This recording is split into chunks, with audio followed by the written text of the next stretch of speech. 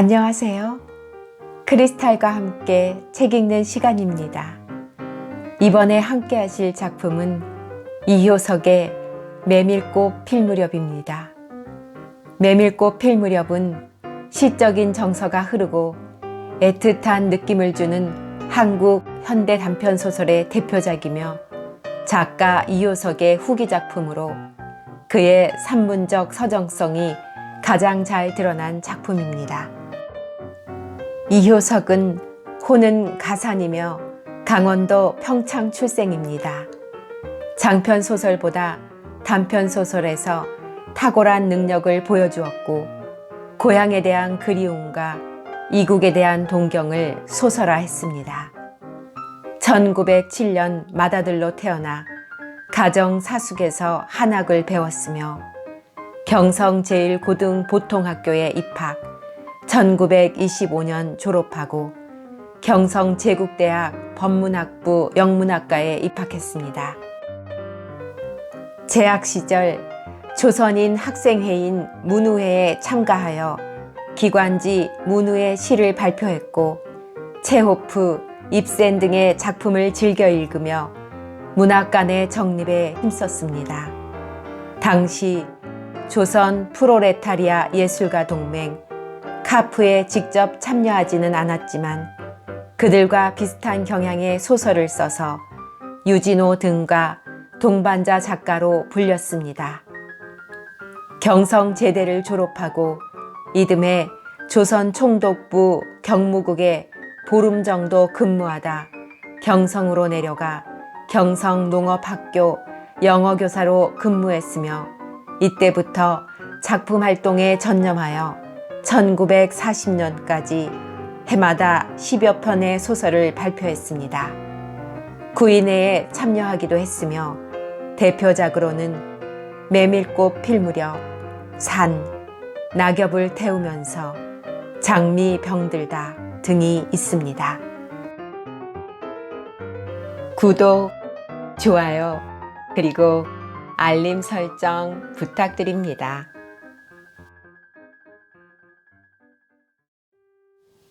여름장이란 애시당초 글러서 해는 아직 중천에 있건만 장파는 벌써 쓸쓸하고 더운 햇발이 버려놓은 전 휘장 밑으로 등줄기를 훅훅 볶는다. 마을 사람들은 거지반 돌아간 뒤요 팔리지 못한 나무꾼 패가 길거리에 궁식거리고들 있으나 석유병이나 받고 고깃말이나 사면 족할 이 축들을 바라고 언제까지든지 버티고 있을 법은 없다. 춥춥스럽게 날아드는 파리떼도 장난꾼 각덕이들도 귀찮다. 얼금뱅이요 왼손잡이인 드팀전의 허생원은 기어이 동업에 조선달을 낚고 보았다. 그만 거둘까? 잘 생각했네. 봉평장에서 한 번이나 흐뭇하게 사본 일이 있었을까? 내일 대화장에서나 한몫 벌어야겠네. 오늘 밤은 밤을 새서 걸어야 될걸.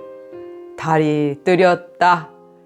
절렁절렁 소리를 내며 조선달이 그날 산 돈을 따지는 것을 보고 허생원은 말뚝에서 넓은 휘장을 걷고 버려놓았던 물건을 거두기 시작했다. 무명필과 주단바리가 고리짝에 꼭 찼다. 멍석 위에는 천 조각이 어수선하게 남았다. 다른 축들도 벌써 거진 전들을 걷고 있었다. 약바르게 떠나는 패도 있었다.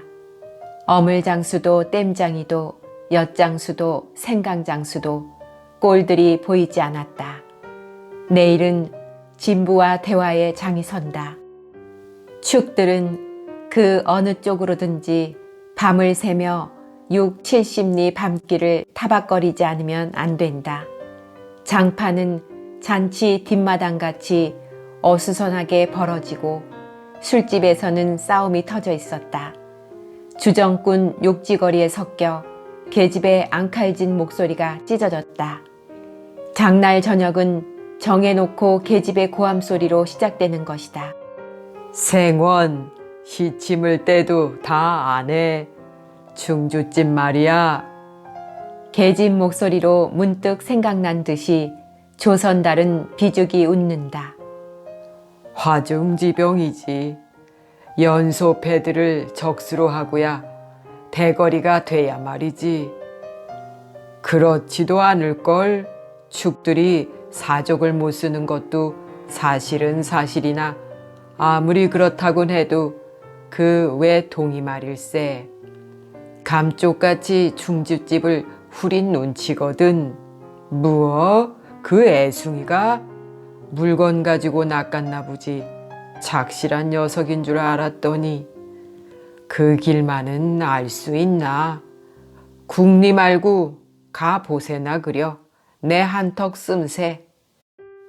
그다지 마음이 당기지 않는 것을 쫓아갔다. 허생원은 계집과는 연분이 멀었다.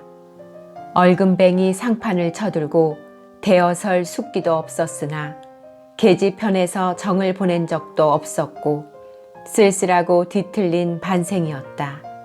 충주집을 생각만 하여도 철없이 얼굴이 붉어지고 발밑이 떨리고 그 자리에 소스라쳐 버린다.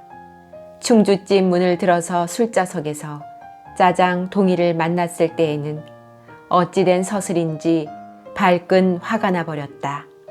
상위에 붉은 얼굴을 쳐들고 제법 계집과 농탕 치는 것을 보고서야 견딜 수 없었던 것이다.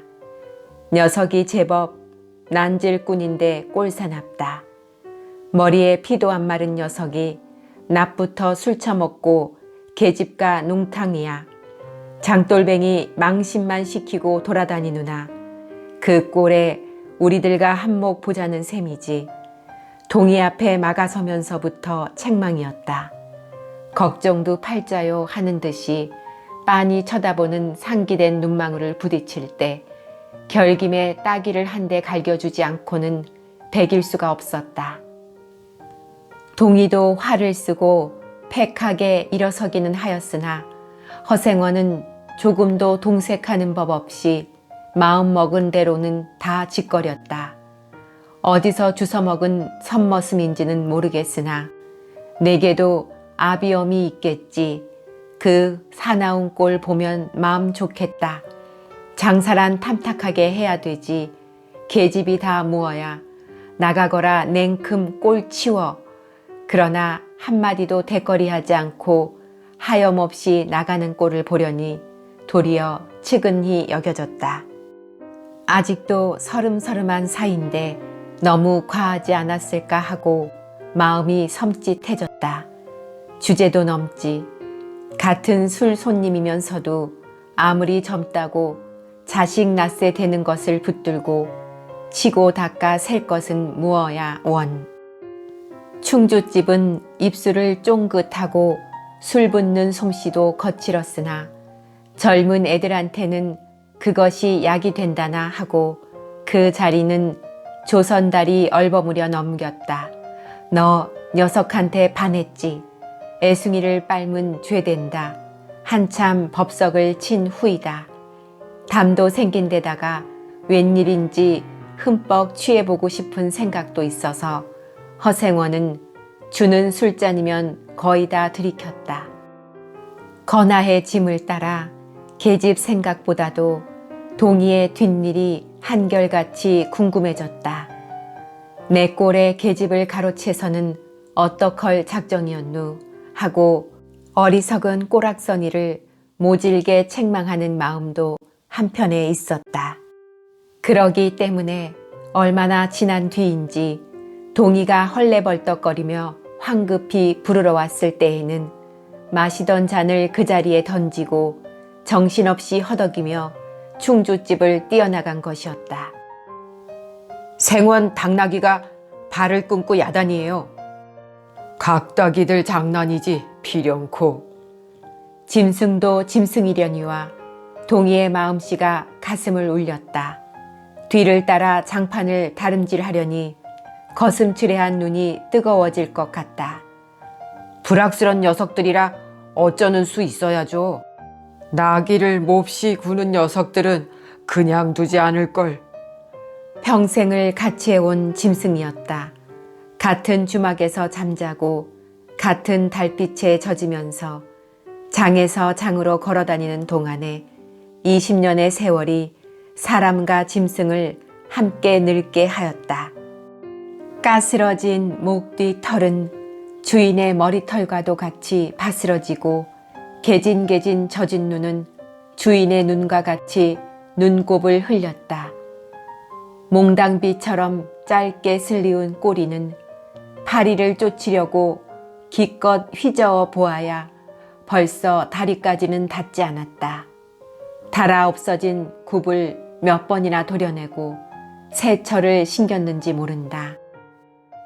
굽은 벌써 더 자라나기는 틀렸고 닳아버린 철 사이로는 피가 빼짓이 흘렀다. 냄새만 맡고도 주인을 분간하였다. 호소하는 목소리로 야단스럽게 울며 반겨한다. 어린아이를 달래듯이 목덜미를 어루만져 주니 나귀는 코를 벌렁거리고 입을 투루루거렸다. 콧물이 튀었다. 허생원은 짐승 때문에 속도 무던히 썩였다. 아이들의 장난이 심한 눈치여서 땀밴 몸뚱아리가 부들부들 떨리고 좀채 흥분이 식지 않는 모양이었다. 굴레가 벗어지고 안장도 떨어졌다. 요 몹쓸 자식들 하고 허생원은 호령을 하였으나 패들은 벌써 주랭랑을 놓은 뒤요 몇 남지 않은 아이들이 호령에 놀래 비슬비슬 멀어졌다. 우리들 장난이 아니우. 암놈을 보고 저 혼자 발광이지. 코울리게 한 녀석이 멀리서 소리를 쳤다. 그 녀석 말투가 김첨지 당나귀가 가버리니까 왼통 흙을 차고 거품을 흘리면서 미친 소같이 날뛰는 걸 꼴이 우스워 우리는 보고만 있었다오. 배를 좀 보지. 아이는 앵돌아진 투로 소리를 치며 깔깔 웃었다. 허생원은 모르는 결에 낯이 뜨거워졌다. 묻 시선을 막으려고 그는 짐승의 배 앞을 가리워 서지 않으면 안 되었다. 늙은 주제에 암샘을 내는 셈이야. 저놈의 짐승이. 아이의 웃음소리에 허생원은 주춤하면서 기어코 견딜 수 없어 채찍을 들더니 아이를 쫓았다. 쫓으려거든 쫓아보지. 왼손잡이가 사람을 때려. 줄다름에 달아나는 각다기에는 당하는 재주가 없었다. 왼손잡이는 아이 하나도 후릴 수 없다. 그만 채찍을 던졌다. 술기도 돌아 몸이 유난스럽게 화끈거렸다. 그만 떠나세. 녀석들과 어울리다가는 한이 없어. 장판의 각덕이들이란 어른보다도 더 무서운 것들인걸. 조선달과 동이는 각각 제 나귀에 안장을 얹고 짐을 싣기 시작하였다. 해가 꽤 많이 기울어진 모양이었다. 드팀 전 장도리를 시작한 지 20년이나 되어도 허생원은 봉평장을 빼놓은 적은 드물었다. 충주, 제천 등의 이웃 군에도 가고 멀리 영남 지방도 헤매기는 하였으나 강릉쯤에 물건하러 가는 외에는 처음부터 끝까지 군내를 돌아다녔다. 닷새만큼씩의 장날에는 달보다 확실하게 면에서 면으로 건너간다. 고향이 청주라고 자랑삼아 말하였으나 고향에 돌보러 간 일도 있는 것 같지는 않았다. 장에서 장으로 가는 길에 아름다운 강산이 그대로 그에게는 그리운 고향이었다. 반날 동안이나 뚜벅뚜벅 걷고 장터 있는 마을에 거지반 가까웠을 때 지친 나귀가 한바탕 우렁차게 울면 더구나 그것이 저녁녘이어서 등불들이 어둠 속에 깜빡거릴 무렵이면 늘 당하는 것이건만 허생원은 변치 않고 언제든지 가슴이 뛰놀았다. 젊은 시절에는 알뜰하게 벌어 돈푼이나 모아본 적도 있기는 있었으나 읍내에 백중이 열린 해 호탕스럽게 놀고 투전을 하고 하여 사흘 동안 다 털어버렸다. 나귀까지 팔게 된 판이었으나 애끓는 정분의 그것만은 이를 물고 단념하였다. 결국 도로아미 타블로 장도리를 다시 시작할 수밖에는 없었다. 짐승을 데리고 읍내를 도망해 나왔을 때에는 너를 팔지 않기 다행이었다고 길가에서 울면서 짐승의 등을 어루만졌던 것이었다. 빚을 지기 시작하니 재산을 모을 염은 당초에 틀리고 간신히 입에 풀칠을 하러 장에서 장으로 돌아다니게 되었다. 호탕스럽게 놀았다고는 하여도 계집 하나 후려보지는 못하였다. 계집이란 쌀쌀하고 매정한 것이었다.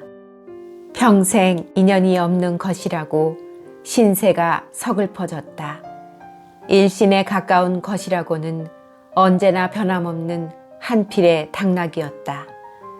그렇다고는 하여도 꼭 한 번의 첫일을 잊을 수는 없었다. 뒤에도 처음에도 없는 단 한 번의 괴이한 인연. 봉평에 다니기 시작한 젊은 시절의 일이었으나 그것을 생각할 적만은 그도 산보람을 느꼈다. 달밤이었으나 어떻게 해서 그렇게 됐는지 지금 생각해도 도무지 알 수 없어. 허생원은 오늘 밤도 또 그 이야기를 끄집어내려는 것이다. 조선달은 친구가 된 이래로 귀에 못이 박히도록 들어왔다. 그렇다고 실증을 낼 수도 없었으나 허생원은 시치미를 떼고 되풀이할 때로는 되풀이하고야 말았다. 달밤에는 그런 이야기가 격에 맞거든. 조선달 편을 바라는 보았으나 물론 미안해서가 아니라 달빛에 감동하여서였다. 이지러는 졌으나 보름을 갓 지난 달은 부드러운 빛을 흐뭇이 흘리고 있다. 대화까지는 70리의 밤길, 고개를 둘이나 넘고 개울을 하나 건너고 벌판과 산길을 걸어야 된다. 달은 지금 긴 산허리에 걸려 있다. 밤중을 지난 무렵인지 죽은 듯이 고요한 속에서 짐승 같은 달의 숨소리가 손에 잡힐 듯 들리며 콩포기와 옥수수 잎새가 한층 달에 푸르게 젖었다.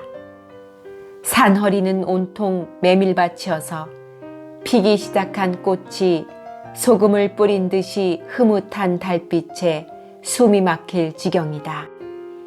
붉은 대궁이 향기같이 애잔하고 나귀들의 걸음도 시원하다. 길이 좁은 까닭에 세 사람은 나귀를 타고 외줄로 늘어섰다.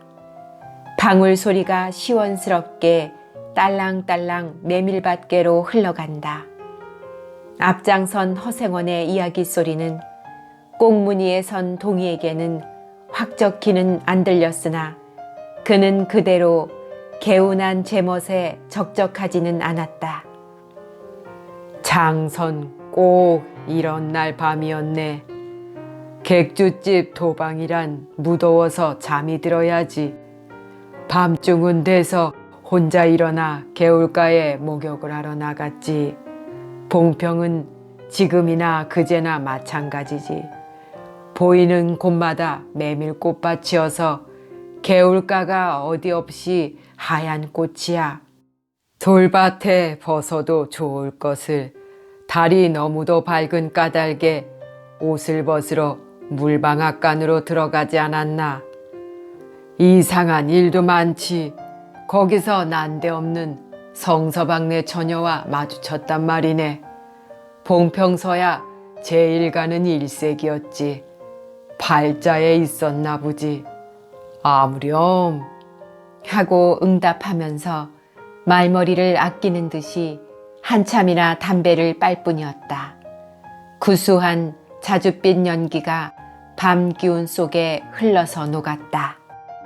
날 기다린 것은 아니었으나 그렇다고 달리 기다리는 놈팽이가 있는 것도 아니었네. 처녀는 울고 있단 말이야. 짐작은 되고 있었으나 성서방네는 한창 어려워서 들고 날 판인 때였지.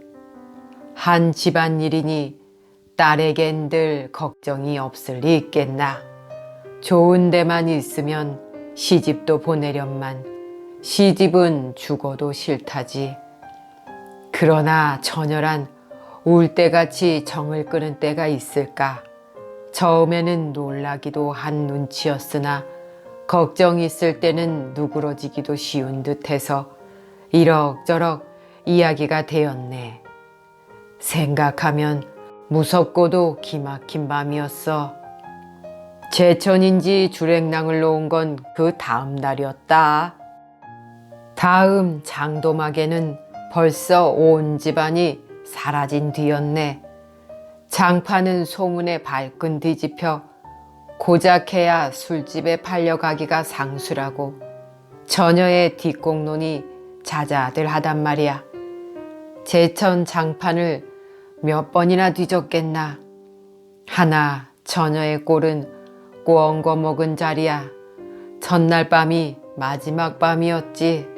그때부터 봉평이 마음에 든 것이 반평생을 두고 다니게 되었네. 평생인들 잊을 수 있겠나. 수 좋았지. 그렇게 신통한 일이란 쉽지 않어. 항룡 못난 것 얻어 새끼 낳고 걱정 들고 생각만 해도 진절이 나지. 그러나 늙음악바지까지 장돌뱅이로 지내기도 힘드는 노릇 아닌가. 난 가을까지만 하고 이 생애하고도 하직하려네. 대화쯤에 조그만 전빵이나 하나 버리고 식구들을 부르겠어. 사시장천 뚜벅뚜벅 걷기란 여간이래야지. 얘 처녀나 만나면 같이 살까? 난 거꾸러질 때까지 이 길 걷고 저 달 볼 테야. 산길을 벗어나니 큰 길로 틔워졌다. 꽁무니의 동이도 앞으로 나서 나귀들은 가로늘어 섰다. 총각도 젊었다. 지금이 한창 시절이렸다. 충주집에서는 그만 실수를 해서 그 꼴이 되었으나 설게 생각 말게. 천만에요. 되려 부끄러워요. 계집이란 지금 웬 제격인가요? 자나깨나 어머니 생각뿐인데요. 허생원의 이야기로 실심의 한 끝이라 동희의 어조는 한풀 수그러진 것이었다. 아비엄이란 말에 가슴이 터지는 것도 같았으나 제겐 아버지가 없어요. 피부치라고는 어머니 하나뿐인걸요. 돌아가셨나? 당초부터 없어요. 그런 법이 세상에. 생원과 선달이 야단스럽게 껄껄들 웃으니 동희는 정색하고 우길 수밖에는 없었다. 부끄러워서 말하지 않으려 했으나 정말이에요. 제천촌에서 달도 차지 않은 아이를 낳고 어머니는 집을 쫓겨났죠. 우스운 이야기나 그러기 때문에 지금까지 아버지 얼굴도 본 적 없고 있는 고장도 모르고 지내와요. 고개가 앞에 놓인 까닭에 세 사람은 나귀를 내렸다. 둔턱은 험하고 입을 벌리기도 대근하여 이야기는 한동안 끊겼다. 나귀는 건듯하면 미끄러졌다. 허생원은 숨이 차 몇 번이고 다리를 쉬지 않으면 안 되었다. 고개를 넘을 때마다 나이가 알렸다. 동이 같은 젊은 축이 그지없이 부러웠다. 땀이 등을 한바탕 쪽 씻어내렸다. 고개 너머는 바로 개울이었다. 장마에 흘러버린 널다리가 아직도 걸리지 않은 채로 있는 까닭에 벗고 건너야 되었다. 고이를 벗어 띠로 등에 얽어매고 반 벌거숭이의 우스꽝스러운 꼴로 물속에 뛰어들었다. 금방 땀을 흘린 뒤였으나 밤물은 뼈를 찔렀다. 그래, 대체 기르긴 누가 기르고.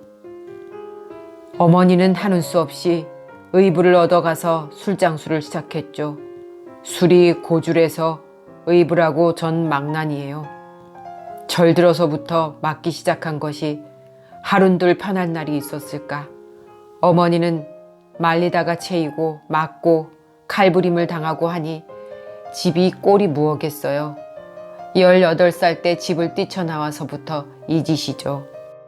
총각 낯세론 심히 무던하다고 생각했더니 듣고 보니 딱한 신세로군. 물은 깊어 허리까지 찼다. 속 물살도 어지간히 샌데다가 발에 채이는 돌멩이도 미끄러워 금시에 훌칠 듯 하였다. 나귀와 조선달은 재빨리 거의 건넜으나 동이는 허생원을 붙드느라고 두 사람은 훨씬 떨어졌다. 모친의 친정은 원래부터 제천이었던가? 웬걸요? 시원스리 말은 안 해주나 봉평이라는 것만은 들었죠. 봉평? 그래, 그 아비성은 무엇이고? 알 수가 있나요? 도무지 듣지를 못했으니까요. 그랬겠지. 하고 중얼거리며 흐려지는 눈을 까물까물 하다가 허생원은 경망하게도 발을 빗디디었다. 앞으로 꼬꾸라지기가 바쁘게 몸째 풍덩 빠져버렸다. 허비적거릴수록 몸을 걷잡을 수 없어 동이가 소리를 치며 가까이 왔을 때에는 벌써 퍽이나 흘렀었다.